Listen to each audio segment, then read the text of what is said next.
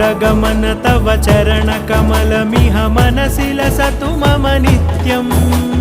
गरुडगमन तव चरणकमलमिह मनसि लसतु मम नित्यम् मनसि लसतु मम नित्यं मम तापमपाकुरु देवा मम पापमपाकुरु देवा मम तापमपाकुरु देवा मम पापमपाकुरु देवा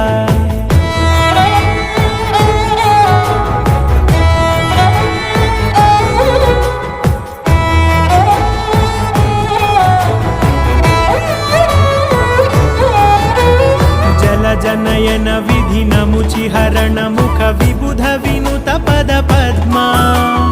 जल जनयन विधि नमुचिहरण मुख विबुध विनुत पद पद्मा विबुध विनुत पद पद्मा।